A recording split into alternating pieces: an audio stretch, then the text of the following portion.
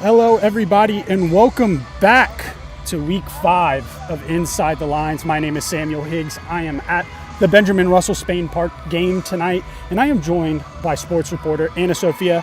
Anna Sophia, tell us where you're at tonight. I am in Union Springs, Alabama for the Tallahassee at Bullitt County football game. This is a huge region matchup and really going to be indicative of some 4A Region 3 standing, so I'm really excited for this one. Absolutely. And before we get into some of the games that we got on our slate today, just want to give a big shout out to Dunning Roofing for being a sponsor of Inside the Lines. If you have any roofing needs or anything like that, be sure to get in contact with them. But not to undermine your game by any means necessary, I feel like we have to start with my game, which is Spain Park at Benjamin Russell. For those who don't know, Spain Park is the number 6 team ranked in Class 6A, while Benjamin Russell is the number 9 team in Class 6A. This is another region game. This is Class 6A Region 3 game. And, ultimately, you hate to crown a championship a little too early, but I would venture out to say that this is the region championship game, or these are going to be the top 2 finishers in the region, just purely based off of how they've played. Anna Sophia, a little bit of context about Spain Park. Spain Park was the team that ultimately won this region last year, went undefeated in region play. I believe they made it to the third round of the playoffs. Some of their notable wins last year included a win over Hoover. If I remember correctly, that was an overtime game. If I don't, oops.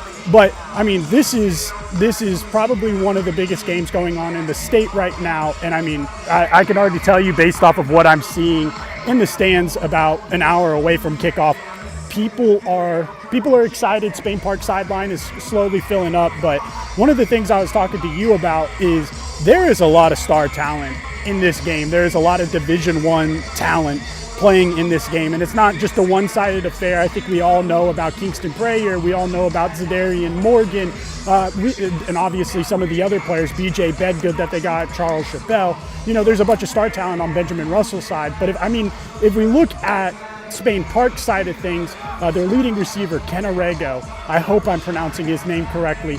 He is an Arkansas State commit. He's a consensus 3-star recruit across most of the recruiting boards, and he's going to be picking up some offers, I would imagine, as things go on. But I would say the biggest one on Spain Park side is Brock Bradley. Brock Bradley is a Clemson commit. It is his senior year. He was one of the best quarterbacks in 6A last year. He doesn't plan on that changing anytime soon. But the thing that I'm most interested as far as this matchup goes is, obviously Ken Arrego is balling out right now. He's averaging 103 yards a game. He's leading the team in touchdowns. But I'm interested to see how that Bradley and Rego connection goes together, because Spain Park lost their leading receiver from a year ago, Corey Barber, who transferred to Clay Chalkville. So I'm really interested to see how that connection is. And then I'm also interested to see how the Benjamin Russell connection is. You already know about Zadarian Morgan. You know about BJ Bedgood. You know about Kingston Prayer. I would imagine, and obviously I could be very wrong on this statement, but I would imagine this is going to be a high-flying passing game. I think there's going to be a lot of big plays. I'm interested to see how much defense is played tonight, especially with how star-studded each of the offenses are. But I've noticed one thing about Benjamin Russell over the course of these few weeks. One game they'll pass all over you, the next they'll run for 306 touchdowns. So I can't say that this is going to be a passing attack. I would love for it to be a passing attack, but I really don't know. They're just so sound all around where they can get it done on either side, running or passing the ball. You got anything to say? Sorry, I was rambling. Yeah, absolutely. Sorry, I forgot to unmute myself there. How do you think Benjamin Russell's defense is going to deal with this offensive attack from Spain Park? I would be really interested. The 2 position groups that I'm most intrigued about are the secondary. Can the secondary limit these big plays from happening? That was one of the things that plagued Benjamin Russell last year, is whenever they would kind of, hold the offense back, they'd fall susceptible to a big play. But, this is a vastly improved secondary. Not vastly, they were really talented in the secondary last year, but this is an improved secondary. Bryce Carter is a standout. Elijah Johnson had 2 interceptions last week. Eli Long has really come on. LaJavius Calhoun is another just absolute speedy guy. So I'm interested to see how this secondary can really limit those big plays. And considering how they've played so far this year, I don't view that as much of a challenge, but I mean, this is one of the more prolific passing attacks that they've seen probably since Opelika, and maybe even a better passing attack than Opelika. And Opelika, had some dogs out there at wide receiver. Yeah, I mean, I know, so I picked Spain Park for this game, and I know you picked BR, but do you have a score prediction for this game? Oh, see, I really feel like this is going to be similar to the Opelika game that Benjamin Russell had to open the season. I think this is going to be a one-possession game from either side. I think, obviously, I'm going to go with BR in this game. Let's go with a calm 31-24 BR in this game. I do think it's going to be a one-possession game, but I think BR has the talent to kind of overtake the Jaguars in tonight's matchup.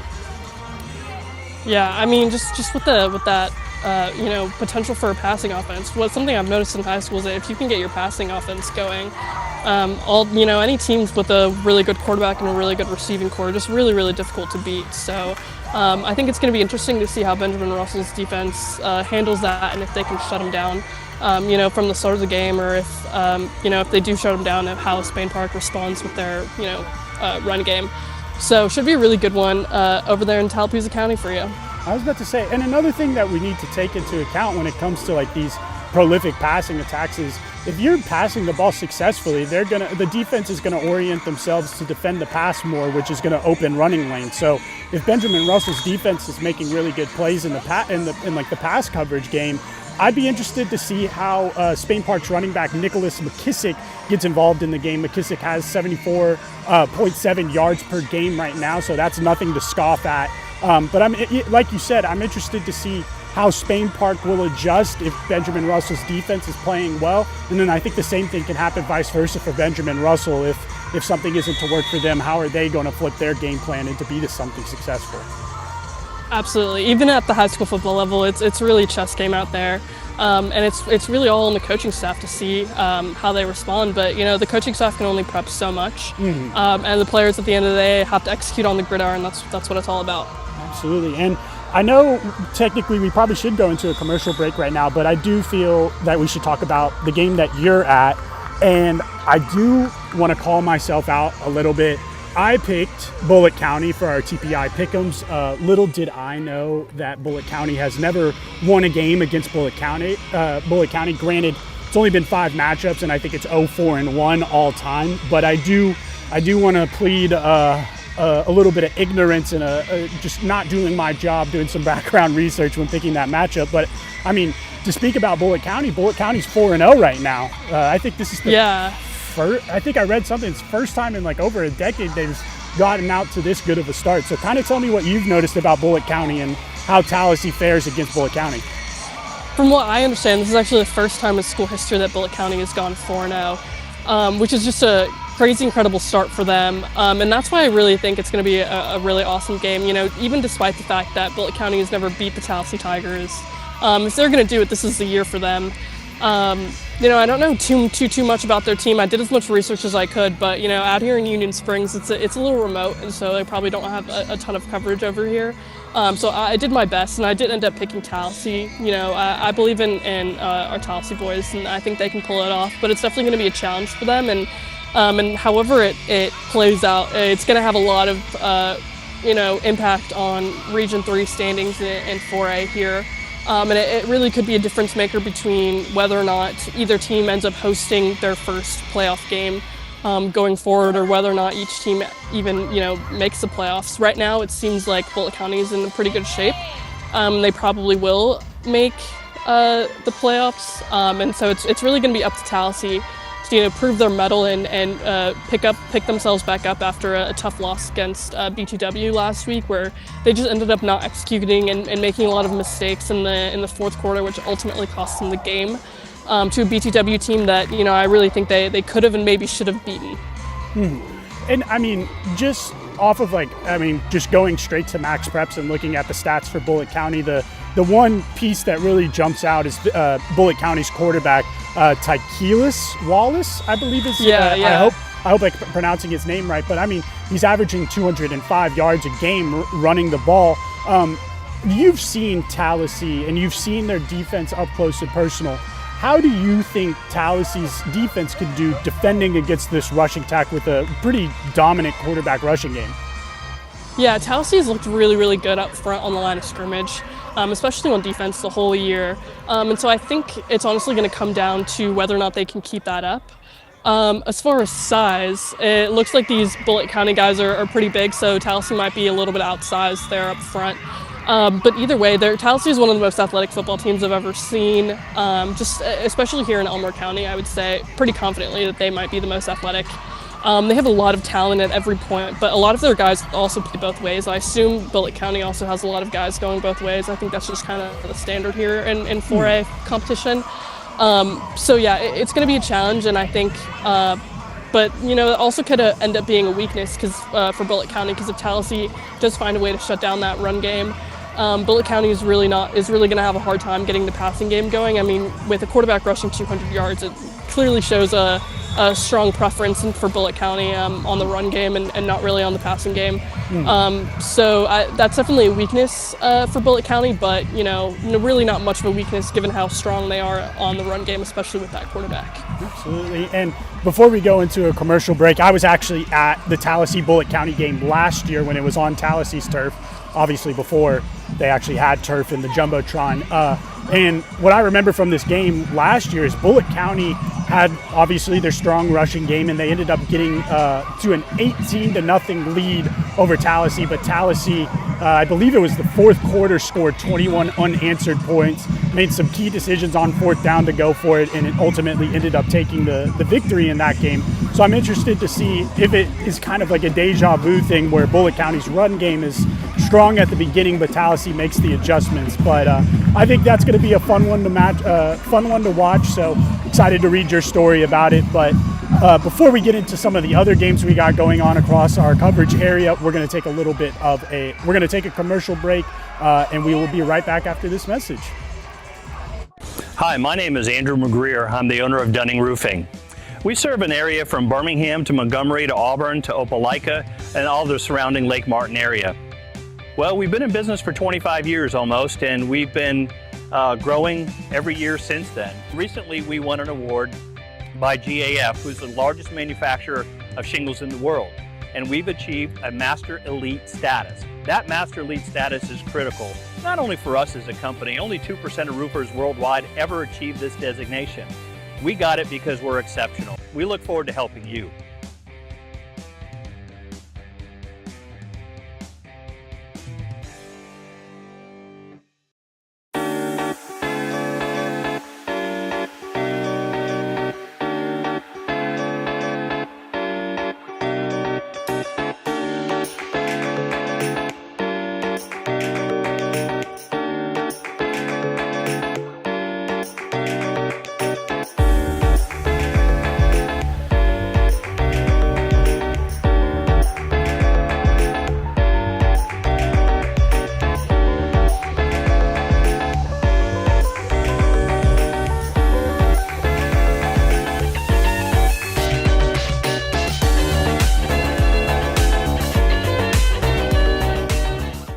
Life's daily battles are not meant to be fought alone. We're not powerless, so long as we don't lose sight of what's important. Don't be afraid to seize that moment to talk to your friends.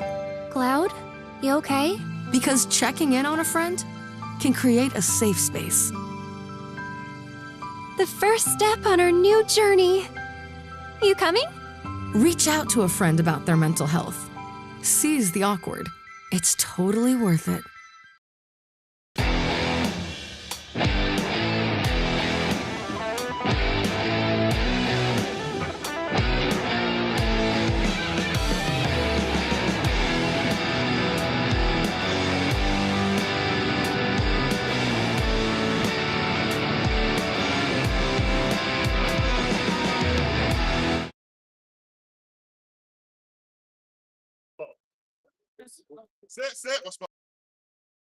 All right.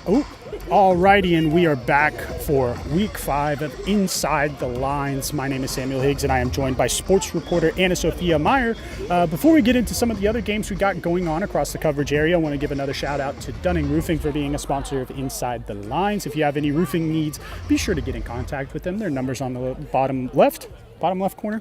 But before I'm trying to think of what game we want to talk about, and I think we need to talk about Wetumpka at Rehoboth. Kind of tell me about your thoughts about the matchup, what you've noticed from your research heading into this week. Kind of tell me about the game. Yeah, Wetumpka is currently 1-3 for, I believe, the 3rd season in a row now. Under Bearwood. Then I believe this is also his 4th year. So this is a must-win game for Wetumpka this week. Another region matchup, but I think they're fully capable of winning this one. They beat Rehoboth last year, 34-19. Obviously, I wasn't at that game, but should be a good one, I think. Another, like I said, region matchup.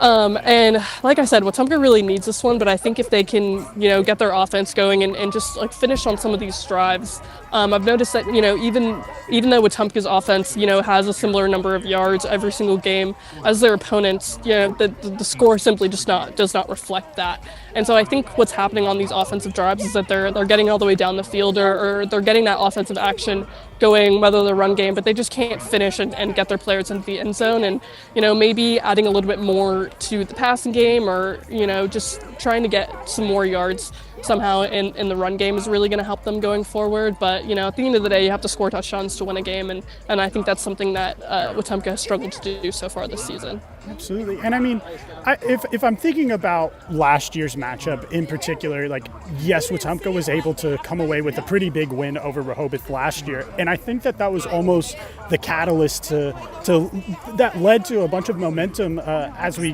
the rest of the season. I think they won. So they started 1-3. They ended up with 7 wins. So they won 6 straight games to end the season. And I think that this game has a lot of the possibility to do that again for Wetumpka.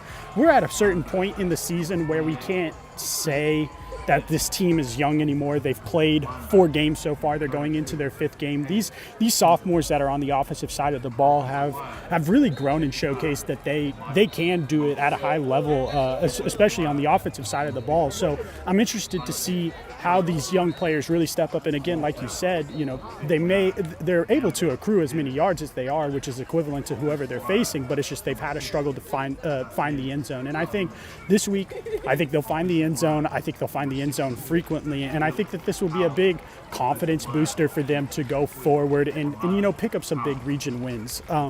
But now I want to get into my neck of the woods and talk about the Reeltown Rebels. The Reeltown Rebels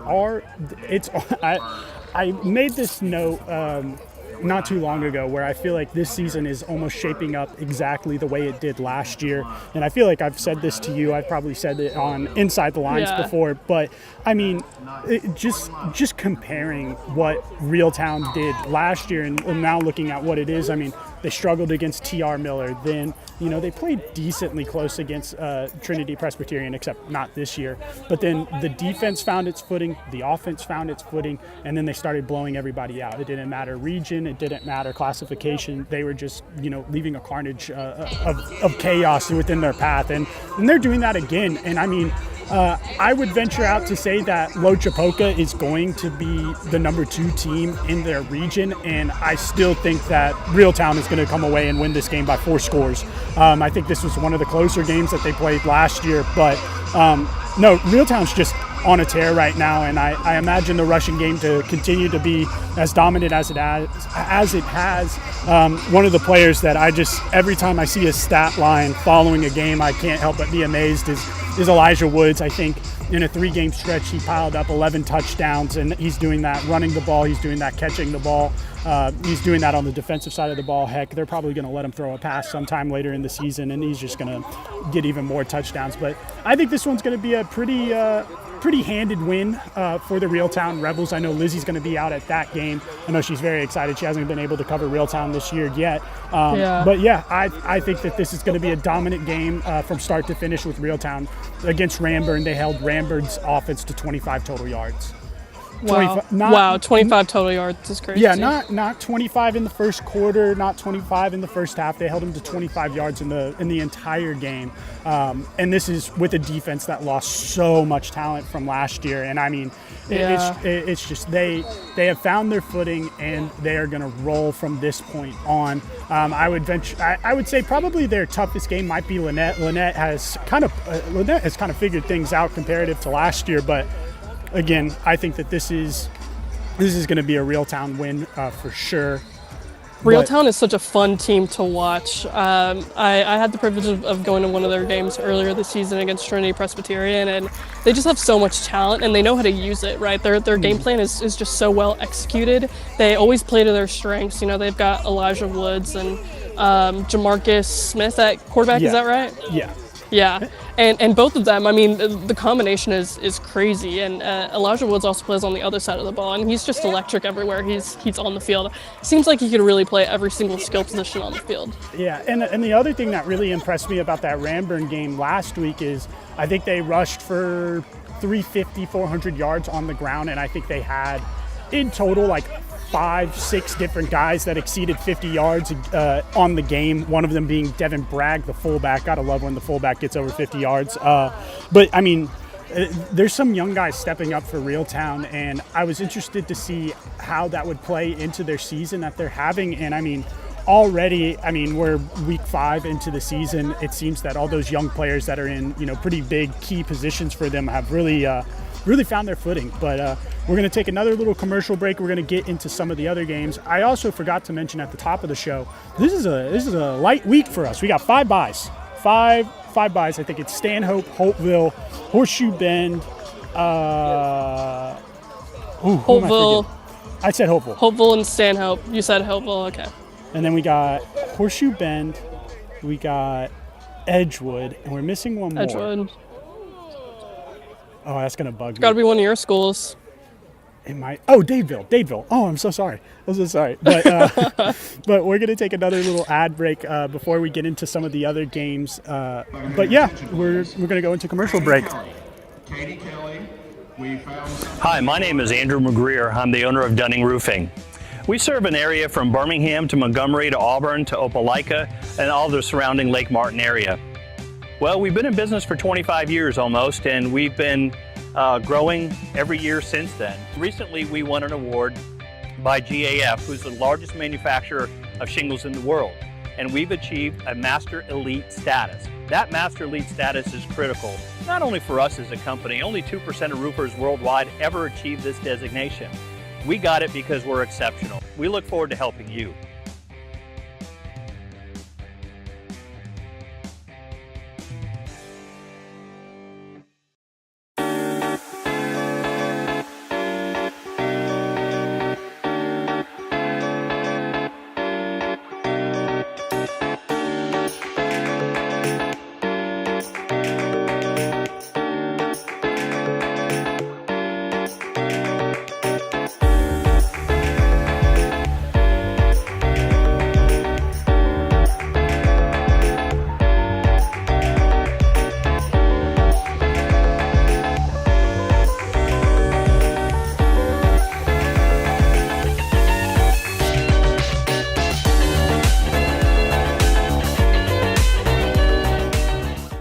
Life's daily battles are not meant to be fought alone.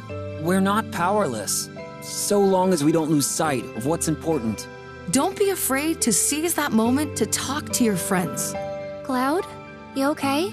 Because checking in on a friend can create a safe space. The first step on our new journey. You coming? Reach out to a friend about their mental health. Seize the awkward. It's totally worth it.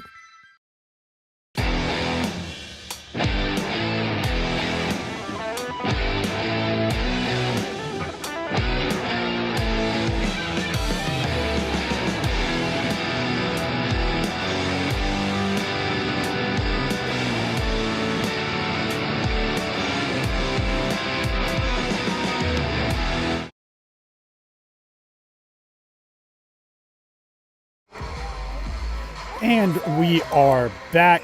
again, want to give another shout out to Dunning Roofing for being a sponsor of Inside the Lines Live. If you have any roofing needs, be sure to get in touch with them. You know, while we were taking that little break, I was wondering what game we could get to next, but it'd be wrong of me not to talk about the Cougs, the Central Coosa Cougars. Having a really big win over Horseshoe Bend last week, and now matched up with Ranburne, the team that Reeltown held to 25 yards.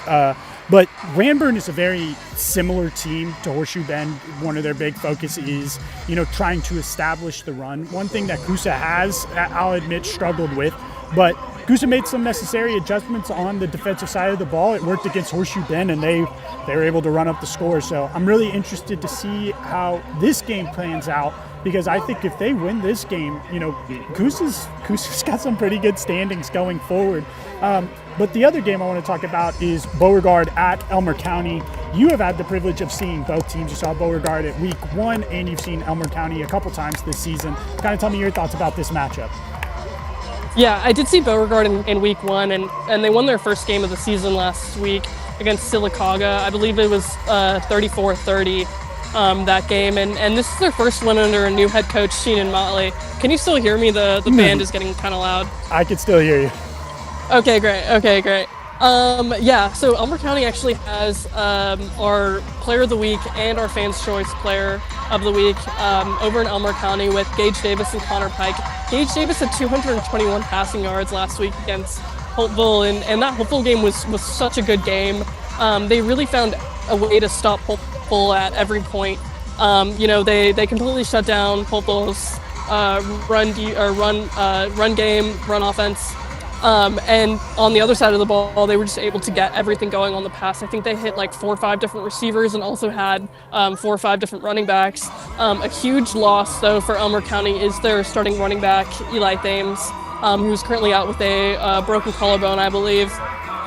So this is going to be an interesting one for Elmer County because this is another really, really physical Beauregard football team. But I think Elmer County, they're refined. They know what to do at this point in the season. And Kyle Caldwell has always been really good about making a good game plan and putting his boys in the best position to execute that game plan. And so I bet that they've watched a ton of film this week and have really developed a unique and creative game plan on how to beat Beauregard at every turn. And as long as they can stop that run defense or that run offense again this week, I think they should be in a really good position to beat Beauregard this week. And this is another huge region game. Elmer County is currently second in the region, and I believe Beauregard is 4th or 5th. So if they win this game, they should, you know, either move up depending on how other games in the region go, or they should stay right there at number 2, which is where they want to be, or they want to move up to number 1. So Kyle Caldwell's message this whole week has been, you know, just go 1-0. You know, you want to win every single game and treat every single week at the very beginning like it's a clean slate. And so I fully believe the Elmer County Panthers have the ability to do that this week. Absolutely. And then the last game that we got going on across our coverage area is Macon East Academy at Southern Prep.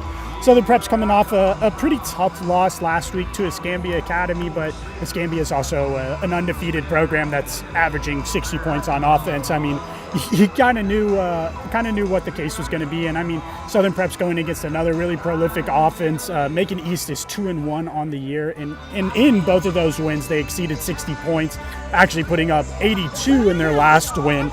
So this is again going to be another difficult test for the Southern Prep defense, but after some conversation with Coach J.R. Rodriguez, you know, he's seen a lot of progress from his guys. They've been able to overcome some injuries, been able to overcome some small numbers, and a lot of young guys are really stepping up. So interested to see how this game plays out. Interested to see how Braden Pace does in this game as well as the rushing game. But other than that, I think we've hit every game across our coverage area. If you guys are planning on coming out to one of the games, you got 30 minutes to do so. Other than that, you got anything else, Anna Sophia? I think that's it. Any particular players that you want to shout out this week? You want to shout out your player of the week? Ooh, shout out my player of the week. Who was my player of the week? Oh, it was Corey Thompson. Corey Thompson popped off for a good, I think, 150 and 2 touchdowns, receiving, rushing, passing, hit the walk-off. I say walk-off, but there was like a minute left. Corey Thompson had a really big game, and I expect him to have another pretty big one against Ranburn. But other than that, I think that's everything for us. So make sure you guys head out to the game of your choice, and we will catch you guys next week. Absolutely, and be sure to follow us on all of the social media and also subscribe to TPI. Absolutely. All right, everybody. Enjoy Friday. Go football.